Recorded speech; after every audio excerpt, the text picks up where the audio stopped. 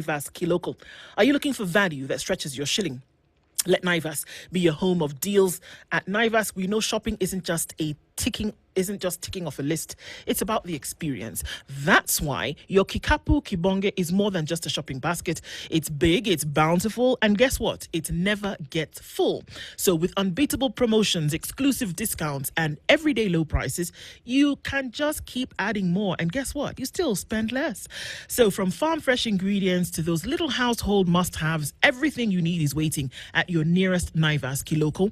So come fill your kikapu with value, variety, and the warmth of a true Kenyan shopping experience. Karibu Naivas, the home of deals.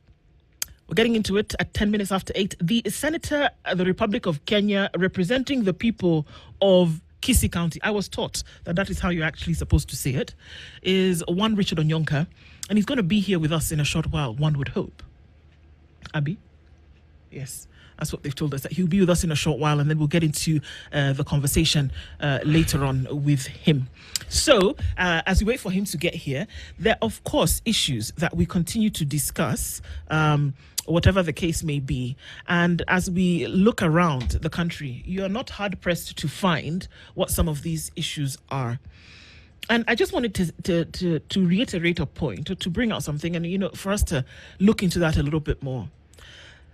You don't seem to need to look very far as the way things are happening today for a situation that is unfortunate.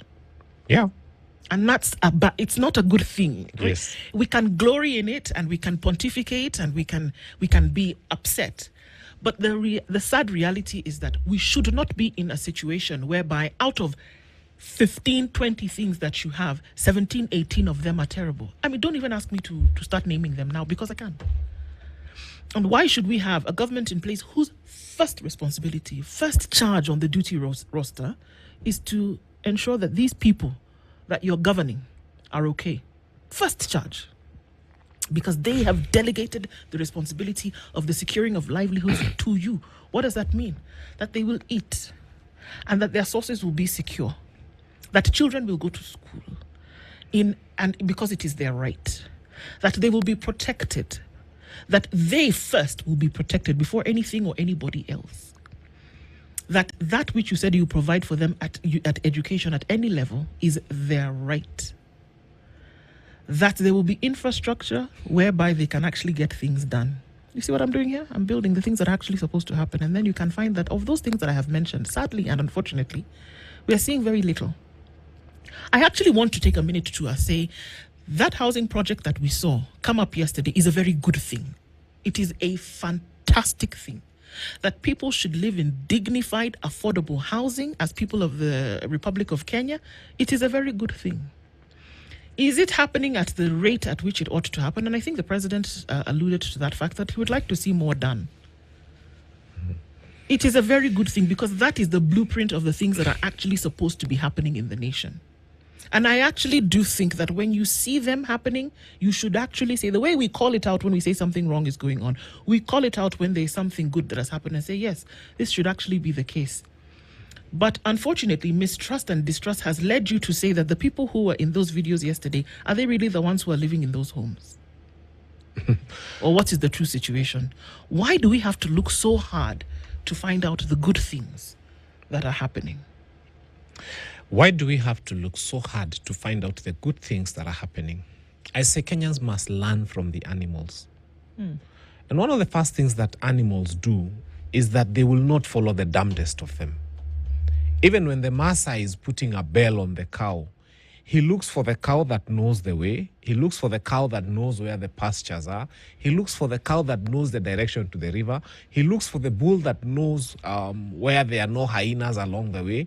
They put the bell on the bull that will not lead the cows into danger and a lot of trouble. Now, human beings, unfortunately, have decided that they can put a bell on people who do not know where they're going. So that we can hear you. So sometimes we are following people who have no idea, and they take us on the path that has got hyenas. They take us on the path that does not lead us to water.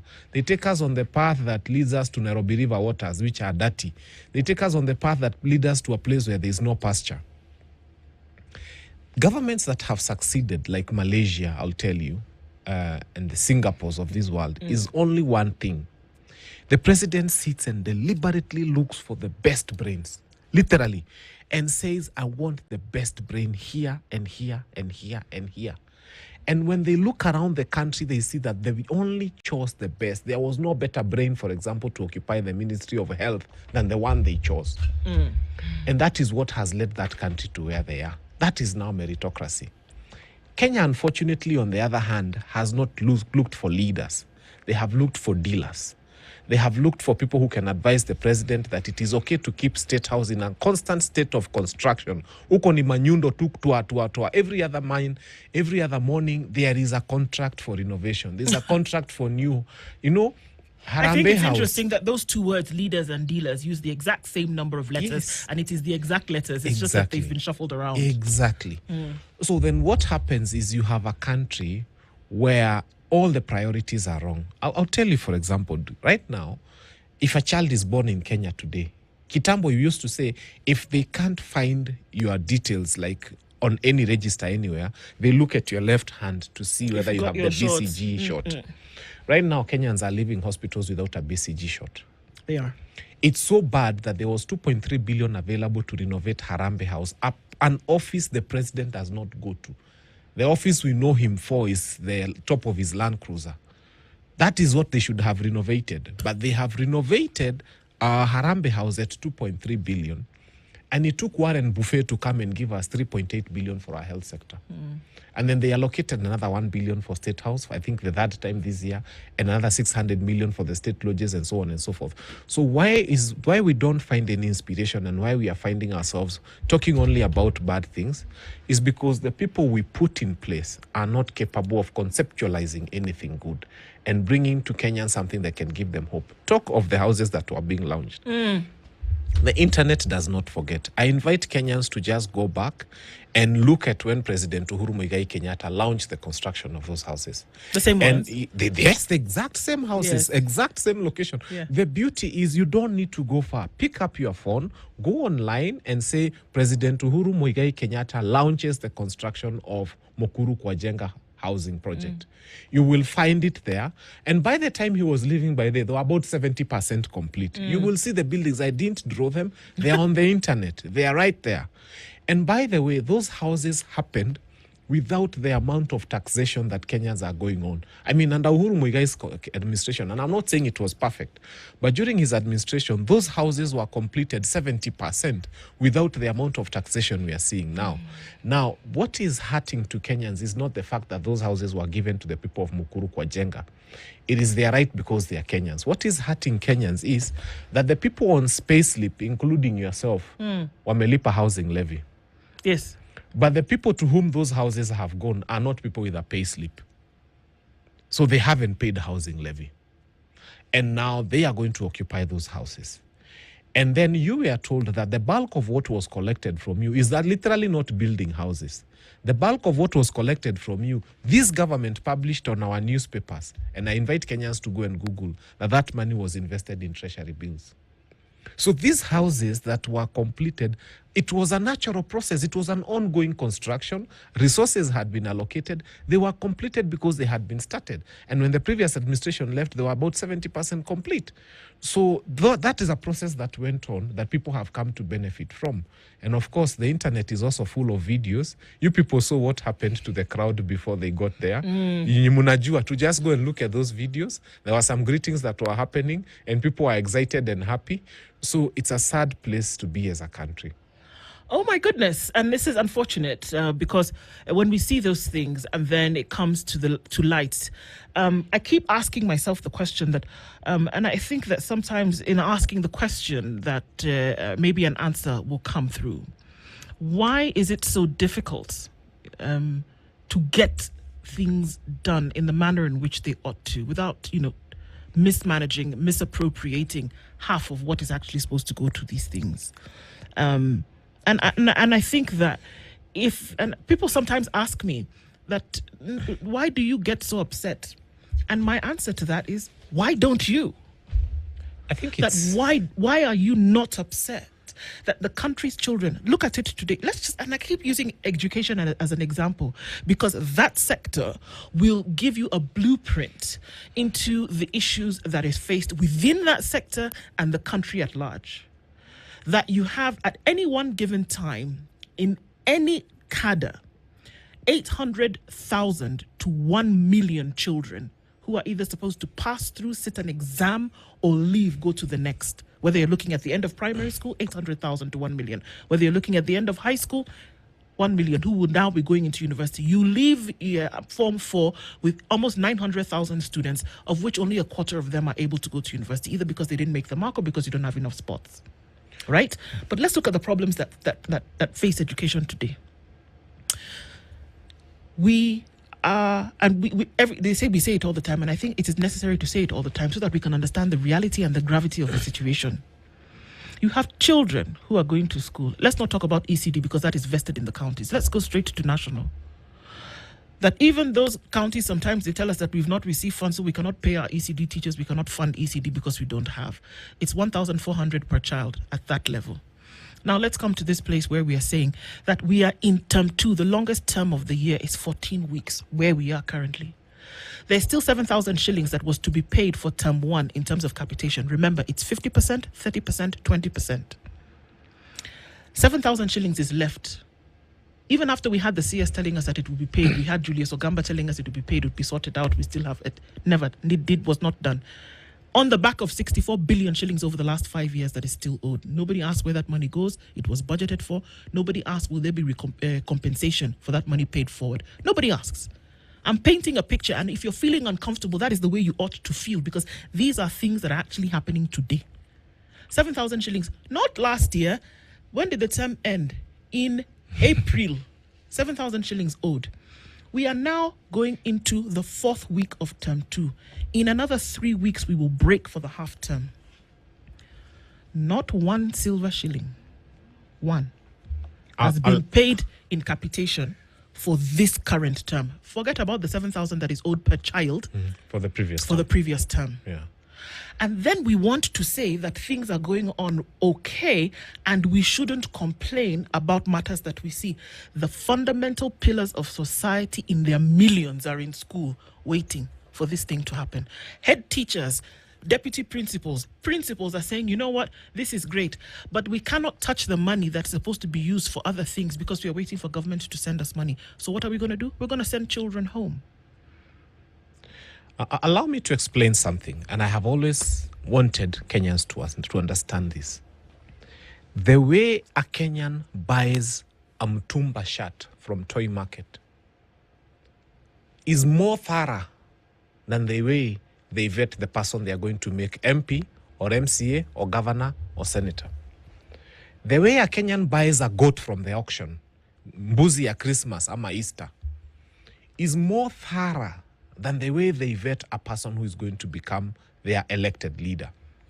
So you wake up in the morning, and when they are going to buy that mtumba shirt, they ask you, in camera. They look for so many details. They spend a whole 10-15 minutes discussing before they buy that shirt. The cow, they'll check the leg, they'll check whether it has ever been injected. When they come to voting for a person who will take care of their billions, a birth certificate is enough. Someone who gave me 200 shillings is enough. And now I'm submitting to Kenyans. I beg you in the name of God, 2027 is coming. Let us do this election differently. Let us literally decide that we are going on a spree of asking who are we voting for, asking very hard questions about that person, because that is what will change this country. But coming to the education sector, you know, there has been this thing of people saying, you know, Fanyamambo has been on TV for so long. What has it achieved? Allow me to say something about education, because we've touched that. In the month of January 2024, and there is no older clip, and if anybody has, I challenge them to bring it. I went to one media house and said, what is this thing we call bursary? MP akona bursary, MCA akona bursary, governor akona bursary, and I went ahead to And there's a president's fund. So well. Yeah. All the way to the president and GAF. And I said that what Kenya needs to do is to take all this, and I actually called it rubbish that we call bursary, amalgamate them into one fund and then take that fund and distribute that money to schools. Guess what? One of our senators picked up that issue in the month of May 2024. And I thank God he raised it in Parliament and people know him. And I thank you, Karongo Wadhangwa, for picking up that issue and raising it word for word in Senate. And it would go on, and on the 23rd of August, 2023, the Speaker, Moses Wetangula, would stand in Parliament and say, we would like to have a committee to discuss and have a conversation about these bursaries. Guess what? It would emerge that Kenya spends 104 billion shillings on bursaries every year. However, Kenya allocates 17 billion to free primary education, and Kenya allocates 10 billion to free secondary education, basically the capitation to those two institutions. It follows, therefore, that Kenya spends 27 billion on school capitation, but spends 104 billion on bursaries every year. What we spend on bursaries would educate our children comfortably for 4 years without us paying a dime. I am glad that Junet Mohammed now has been given the responsibility to head a committee by Parliament to discuss the issue of bursaries and how we can remove that bursaries and put it directly as school fees for children. Should this come to fruition, you as truly Fanyamambo will have impacted the life of every other Kenyan in this country, from Turkana to Northeastern to Nairobi to every other part of the country, because education can then become free. And Kenya can start saving in excess of 104 billion. What we are discussing, having headmasters discussing school capitation, should not be happening. By the way, if I told Kenyans, if you look at what it costs to just run HELB, forget about anything else, just to run HELB, to make it work, or the administrative cost is so high it would educate very many children. Allow me to submit to you. I saw the other day members of parliament spending 5 million shillings in some constituencies to distribute 3 million. You know, tents, chairs, and pomp and everything. Did you know that? How much money Kenya loses? When an MP tells you they've given 5,000 checks, and each check is for 3,000 shillings, for example. Yes, it's usually around this. So 5,000 checks, the check processing fee of a check anywhere is about 120 shillings. So I want us who've done maths to take 5,000 and multiply by 120 shillings. In that constituency, Kenya loses 600,000 to check processing fees, because it's 5,000 times 120. Yes. We lose 600,000 shillings to check processing fee. I want you to multiply that by 290 constituencies. Assuming that every member of parliament is taking 5,000 checks. Of course, they give more. Some give more. So when you follow through, you realize that Kenya, on check processing fees alone, just to give those bursary, loses billions of shillings. And that's why we are saying we never made it a deliberate effort to elect common sense into office. And that is what is hurting this nation. We must stop saying that, kama ni MCA, birth certificate is enough. And we must start saying, wait a minute, this is a position of leadership. Let us look for the best that there possibly can be in this place. I have offered myself for a seat somewhere, and I'm not campaigning on national TV, but I'll tell you for sure, I keep telling our people, it's either you try this or you get what you're used to.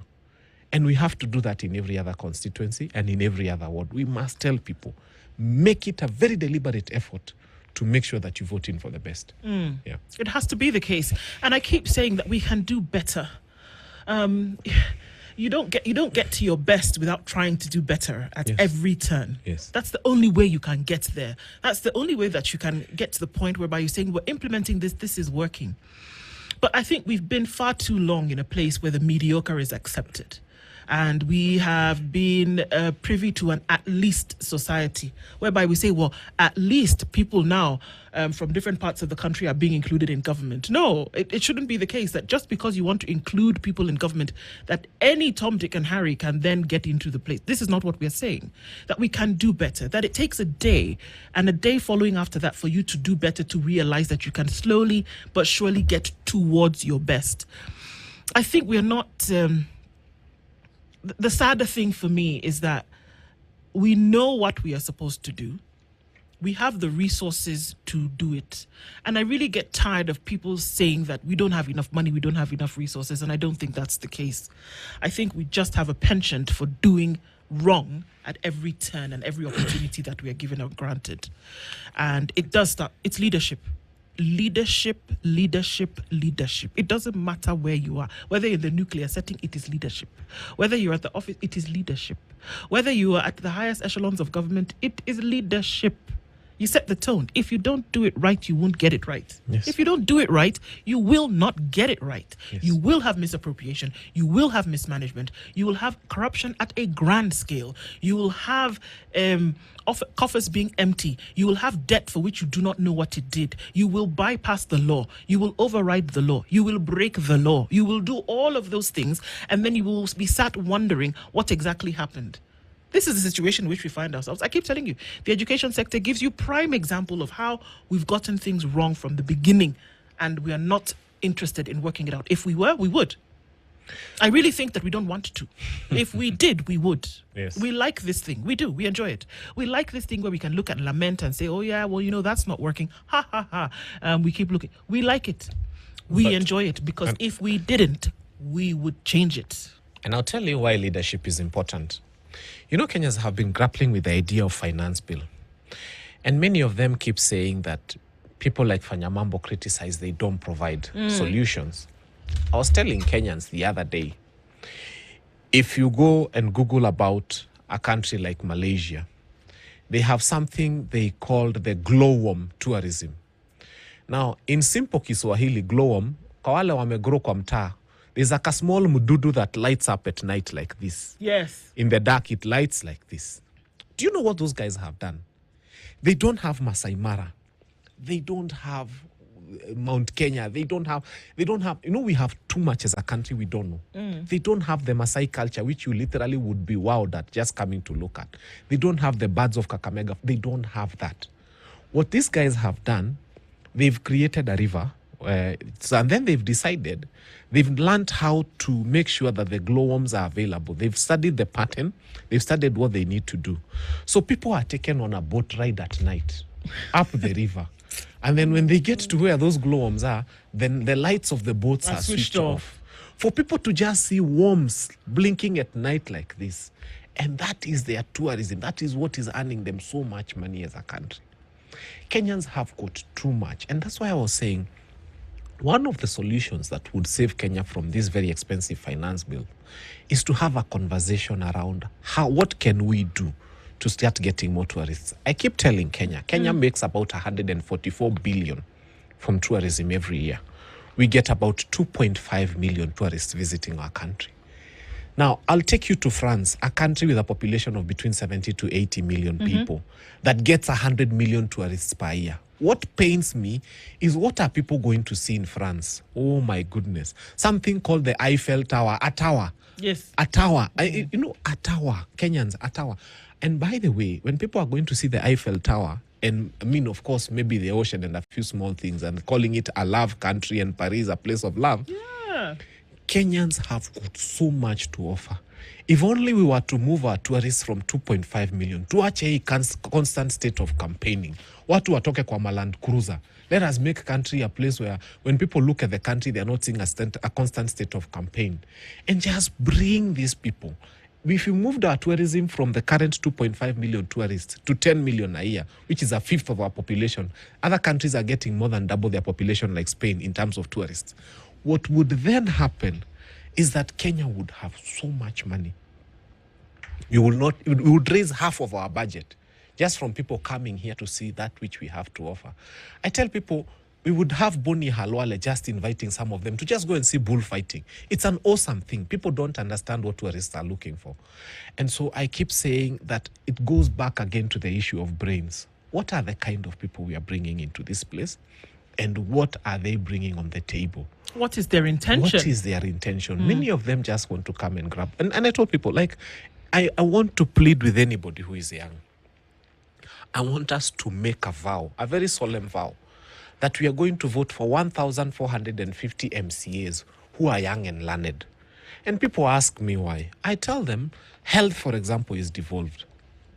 If you come to the local dispensary there, that person there is a doctor, MCBH, a complete doctor. And that doctor falls under the jurisdiction of that MCA that you decided that birth certificate is enough. And so when budgets are being made at the county assembly, that MCA has got no appreciation as to why drugs are important and as to why doctors should be paid well and treated well and why we should have interns. Why would we take our own children to study for 7 years to become doctors and then put them at the mercy of the guy who dropped out at class 3? And that guy is making very serious decisions that have got a direct relationship to health.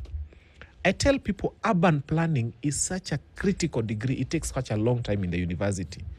And then you go to a county and you find now the MCA in charge of the committee of urban planning in that county. Ni mtu wa class, maybe Form 1. You will not be surprised to see approvals of buildings on top of what should have been public land or a sewer line and so on and so forth. I beseech Kenyans in the name of God, if there is one level of leadership that we must elect brains into, is the county assembly. It's the county assembly. And once there's a time I hail Meru. There's a time almost every other person in Meru was a graduate. Some were even PhD holders. Hii ingine ya Hustler Nation, that time is when I think they lost it. But there was a time when even Meru was on the news. And I thank KTN. They are the people who actually aired that.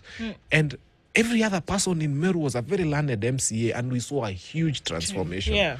So I beseech Kenyans in the name of God to start realizing that it is important to elect the right people. Some people have gotten to know that $1 billion has 9 zeros when they're in the county assembly. Yes, anaona 9, alafu anaona so many zeros. They're asking, why are these so many zeros following these 9? Because it's not if we remove 2, 900,000. does it affect anything? Do I have to write all the 9? At certain levels of education, you interact with $1 billion and what it means and what it looks and the magnitude of it. Please stop sending people who have never written 2 million in a paper before to start writing it at the county assembly. It is wrong because then they cannot oversight the governor. They cannot have a conversation about public funds without mutasema sisi tunajaribu kukataza wale watu wajasoma. That's not the point. The point is when they are writing that 2 billion, it is in writing. So lazima utafute mtu anajua kusoma na kuandika. The county assembly bills are in legal language. You need to see them. They are in such legal language that whether you like it or not, you must get common sense into those county assemblies. So I beseech us, all of us, let us make a conscious decision to say that we are putting the right people into positions of leadership. Indeed. And I think we come back and make the connection between what happens if you don't and what you currently see. And I'll explain that when we come back. The Senator of the Republic of Kenya for the elected and representing the people of Kisii County, I don't know if he got lost in a time warp, but we can't seem to find him. He was supposed to be here to share some of these statements that he's made recently and give us a little bit of explainer into them. It would be great to find him because then we can have that conversation. But in the event that we do not, guess what? The conversations must continue. And we're going to take a break at this point. Ndu and Fanya Mambu with you this morning, and we're looking at some of these issues. And we're saying, all right, fine. Why is it so difficult? Why can't we just seem to be able to make that break? People, the power is in your hands. How often do we actually exercise it and use it in the manner in which it ought to? At 22 minutes to 9, this conversation continues after this break.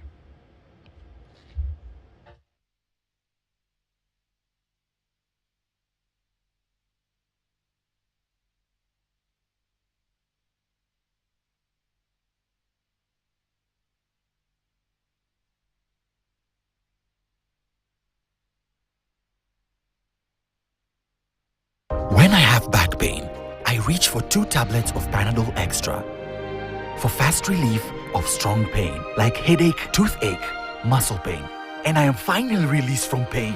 Try Panadol for fast and effective relief from strong pain. Now available at an affordable price.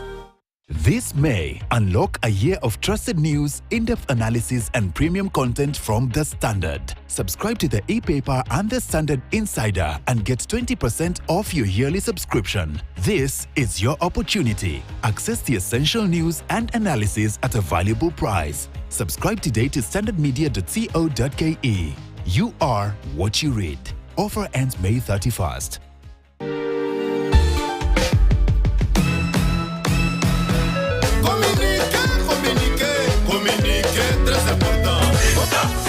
gouverneur Kibandou Longiti Sayombe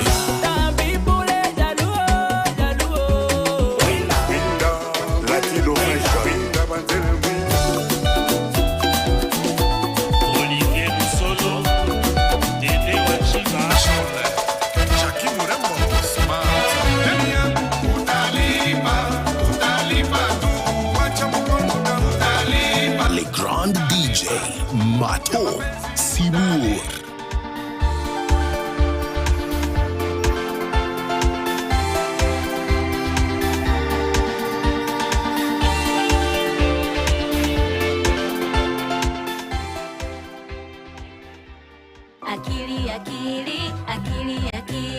Big feelings can be tough for little ones. But Akili and friends are back to help your kids find their voice and tackle emotions together. I'm going to tell Monkey to stop bullying me and my friends because it's not nice and makes us feel sad. Akili and her friends are going on amazing adventures to teach us important things like celebrating small wins, understanding big feelings, and how to be great friends to kids who may look or do things a little differently. Go, go! There is so much to discover. More new songs. Don't look, don't touch me, don't look, don't touch my behind. Don't look, don't touch me on my private parts, or else I will tell on you. Games and stories that will make learning super fun. Akili and Me is here to help your little ones grow big hearts and smart minds with exciting lessons every episode. Tune in to all new Akili and Me. For showtimes, visit akiliandme.com.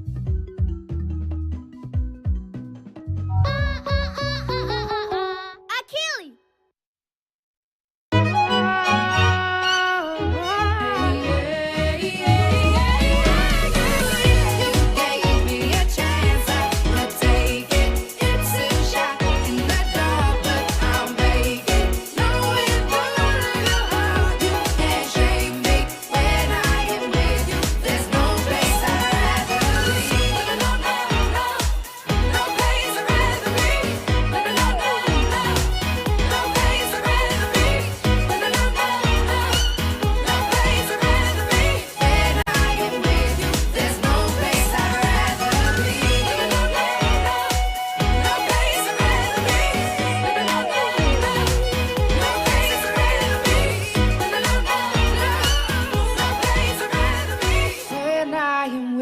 There's no place I'd rather be.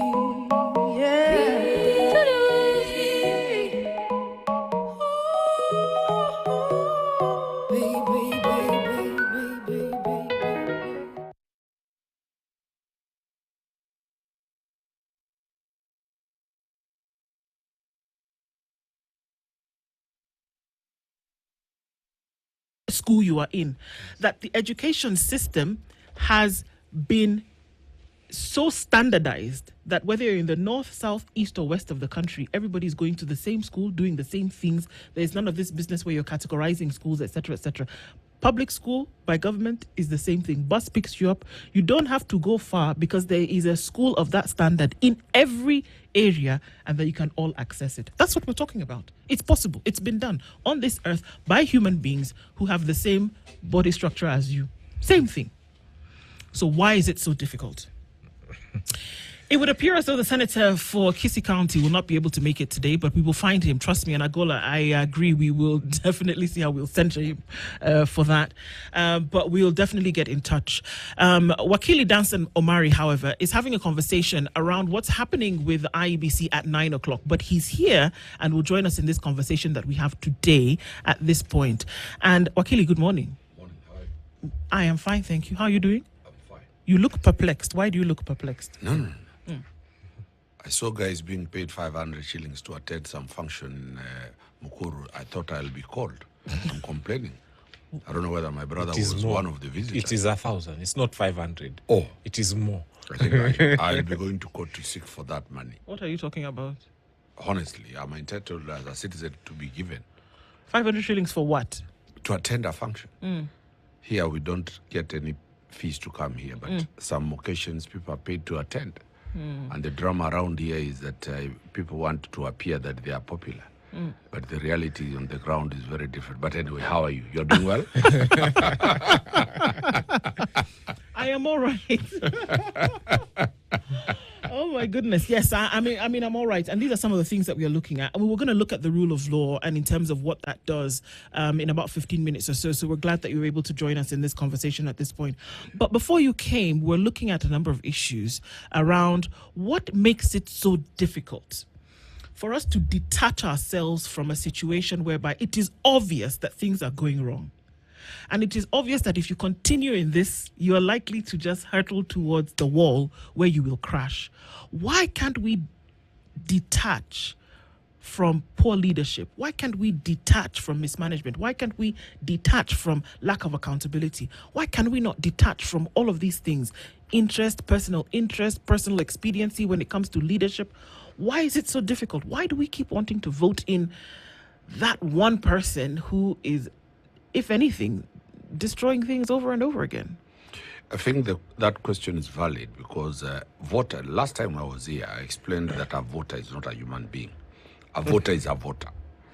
They vote based on principles. They vote based on ethnicity. They vote based on that 1,000 shillings or 500 shillings. They vote outside what really they ought to vote for. And in the manifestos, very many things are promised that are going to be done. Voters are gullible. And these voters are gullible in the sense that some of them are shepherded into a political party where they believe that mtu wetu akiwa pale tutakula. Voters are gullible in the sense that lack of proper information of what mandate a government is supposed to do is not available. Voters are gullible because civic education, other than Spice FM, Spice doing it, many media stations don't have time for civic education. So that ignorance of what a vote means is the reason as to why detachment from the people who, from day one, look that they are not having any interest to the nation, get elected. But I think 2027 is going to be very, very different because the type of civic education, the type of resettlement, the type of awareness Kenyans have now is that they now believe that the vote will count. Remember, it has never been very clear whether the vote of a Kenyan counts. People have always said that even if I vote, we know who the winner is, rigging aspect. So I think in 2027, the debate now is, it shall matter. That one vote of Dan Sanumari will count. And that is the message that Kenyans need to understand, that it will not be business as usual. The detachment was because, after all, what do you do? Yeah. How do you know your vote counts, though? How do you know that you line up on that day, you go, you cast your ballot? How do you know that it actually counts? It is our duty under Article 3 of the Constitution to defend the Constitution of the country. It is not only the government or the president that is mandated to defend the Constitution of this country. A vote is a constitutional document. An election is a constitutional process. And therefore, under Article 3, supplemented with Article 1 that says, we the people are sovereign. That is why people are saying now, we shall take care of the vote at the polling station. In the Maina Kiai case that decided that the vote at the polling station for the presidential election is final. So Kenyans this time will be at the polling station. It's not at Bomas. The polling station is where the elections of the president ends. And therefore, it is now incumbent upon Kenyans to take care that one polling station that you have voted for, to ensure that those votes are counted, they are pinned on, the results are announced, and they are pinned on the door of that polling booth. In my own view, I think 2027 is going to be a dramatic overhaul of what status quo has been to what Kenyans have been longing. You know, look at, it has even spilled to our neighboring country, Tanzania. Kenyans are becoming the pace setters in terms of defending democracy. And I also want to be associated that I strongly believe that the rule of law, the rule of democracy must be planted in every sector in this country for us to have meaningful development and a country that we can be proud of. It's often said that keeping a people wrapped around bread and butter issues will make sure that they are not involved in citizen-centered governance. That if somebody is worrying about what they are going to eat on a daily basis, Wakili, the chances of me then being involved beyond a vote on that day about what happens is very low. And unfortunately, the majority of people are in that. How do we call on people who are dealing with these bread and butter issues? What will we eat today? How will we send our children to school? How will we pay the school fees that is owed? How will I pay my bank loan? How do we say all of those things are competing for attention, but then we need to be involved in governance as well? You see that the politics of the retired late president of the Republic of Kenya, Moi, was based on butter and bread. Hoodwink people, bring water, bring food for them, bring yellow maize for them. At one time, Kenyans reached a point and asked that question, for how long are we going to do this thing? The same politics are now being played at this government, where it is about pay people to attend rallies, pay people to cheer you, pay people to appear that you are there. But the fundamental question is, the bills are to be paid on an hourly basis. You pay a bill for water, you buy lunch, you buy food, you take kids to school, you take them to the hospital, you need your clothing, you need airtime, you need transport. This question of bills will bring a serious revolution in the mind of a Kenyan. Because originally the bills were so few because government was working. Now when government does not work and you are supposed to pay, the very many people who have not been voting are feeling the pinch because every minute a text message, send me money, a WhatsApp message, your mother is unwell. Now the multitude that have never voted, this is the first time that we are going to see a voter turnout and a voter registration out of the annoyance. Everybody has been hit. That time, a few were hit by the economy. Now the economy has hit everybody. And that will be the clarion call to push Kenyans out of their cocoons, out of their bedrooms, out of their offices to register for votes. Let them register and vote. So I don't think 2022 will be replicated in 2027. The question in 2027 is accountability. Because people have been snatched money by the term called tax. Now they are asking, in 2027, account for this money taken from us. Previously, under Moi, under Uhuru, under Kibaki, there was less money being taken from people's pockets by KRA. Today, everybody feels the hit because the money is being taken left and right. There cannot be seen what that money is doing for. And that question of accountability is what brought the Gen Z to the streets. And that story, anybody who thinks that that story that brought the Gen Z to the streets has died is misguided. It is money. The flames are getting more hotter and more firewood is being put by the blatant usage, that extravagant usage, that lifestyle of the people we have entrusted to use our money, the way they are living, the lagis that you are seeing, the type of shirts these people are wearing, the type of shoes these guys are wearing, the types of wristwatches they are putting on.